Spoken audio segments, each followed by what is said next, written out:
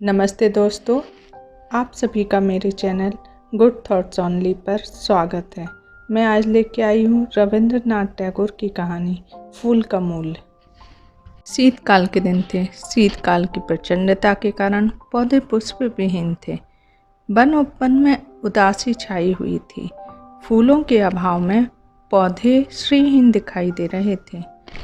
ऐसे उदास वातावरण में एक सरोवर के मध्य कमल का फूल खिला हुआ देखकर उसका माली बहुत प्रसन्न हो गया।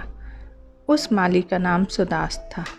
ऐसा सुंदर फूल तो कभी उसके सरोवर में खिला ही ना था। सुदास उस फूल की सुंदरता पर मुग्ध हो उठा।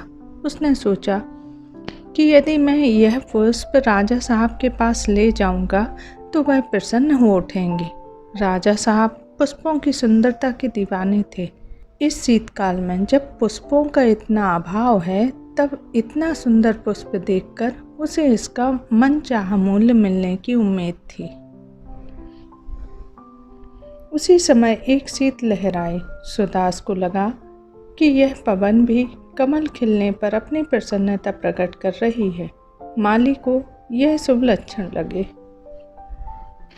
वह सहस्त्र दल कमल के फूलों को देखकर मन ही मन फूला न समा रहा था। वह उस फूल को लेकर राजमहल की ओर चल पड़ा।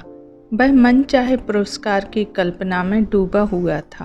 राजमहल पहुंचकर उसने राजा को समाचार भिजवाया। वह विचार मग्न था कि अभी राजा उसे बुलाएंगे। राजा इस सुंदर पुष्प को देखकर अत्यंत प्रसन्न हो उठेंगे। अच्छे मूल्य की अभिलाषा में वह यत्नपूर्वक उस पुष्प को पकड़े हुए उसे प्रेम पूर्वक निहार रहा था। राजमहल के बाहर खड़ा वह राजा द्वारा बुलाए जाने की प्रतीक्षा ही कर रहा था कि तभी राजपथ पर जाता हुआ एक सभ्य पुरुष कमल के फूल की सुंदरता पर मुग्ध होकर सुदास के पास आकर पूछने लगा, फूल बेचोगे? मैं तो यह फूल राजा जी के चरणों में अर्पित करना चाहता हूँ। सुदास यह उत्तर देके चुप हो गया। तुम यह फूल राजा जी को देना चाहते हो? किंतु मैं तो यह फूल राजाओं के भी राजा जी के चरणों में अर्पित करना चाहता हूँ। भगवान तथागत यहाँ पधारे हैं। बोलो, तुम इसका क्या लेना चाहोगे? बोलो, तुम इसका क्या दाम लेना चाहोगे? मैं चाहता हूँ कि मुझे इसके बदले 1 मासा स्वर्ण मिल जाए। उस पुरुष ने तत्काल यह स्वीकार कर लिया। तभी शहनाइयाँ बज उठी, मंगलवाद्य बज उठे। सुंदर थाल सजाए हुई सुंदर युवतियों का झुंड उधर ही चला आ रहा था। राजा प्रसन्नजीत पैदल ही भगवान बौद्ध के दर्शनों के लिए जा रहे थे।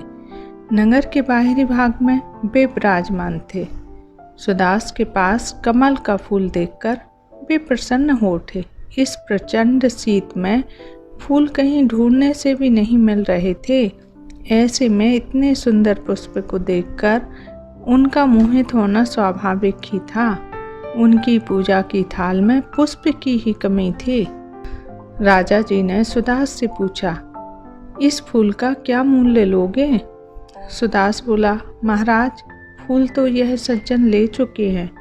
कितने में? 1 मासा स्वर्ण में। मैं तुम्हें इस पुष्प के बदले 10 मासा स्वर्ण दूंगा। राजा जी की वंदना करके उन सज्जन ने कहा, सुदास, मेरी तरफ से 20 मासे स्वर्ण ले लो। राजा जी से निवेदन करते हुए वह सज्जन बोला, महाराज, आप तथा मैं दोनों ही तथागत के चरणों में यह पुष्प अर्पित करना चाहते हैं। इसलिए आप और मैं इस समय राजा या प्रजा न होकर दोनों ही भक्त की तरह व्यवहार करें तो ज़्यादा उचित रहेगा। भगवान की दृष्टि में सभी भक्त एक समान होते हैं। मधुर वाणी में राजा प्रसन्नजीत ने कहा, भक्तजन, मैं आपकी बात सुनकर प्रसन्न हुआ। आप इस पुष्प के लिए 20 मासा दे रहे हैं। मैं इस पुष्प का मूल्य 40 मासा स्वर्ण देने के लिए तैयार हूँ। तो मेरे भक्त के वाक्य पूरे करने से पहले ही सुदास बोल पड़ा, हे राजन एवं भक्तजन, आप दोनों मुझे क्षमा करें। मुझे यह पुष्प नहीं बेचना है। इतना कहकर वह वहाँ से चल पड़ा। वे दोनों आश्चर्यपूर्वक उसे देखते रह गए। सुदास पुष्प लेकर गौतम बुद्ध के स्थान की ओर चल पड़ा। वह सोच रहा था कि जिस बौद्ध देव को देने के लिए यह दोनों इस पुष्प की इतनी अधिक कीमत देने को तैयार हैं, यदि मैं स्वयं ही उन्हें यह पुष्प अर्पित करूं, तो मुझे और अधिक धन की प्राप्ति होगी। वह महात्मा बुद्ध के स्थान की ओर चल पड़ा।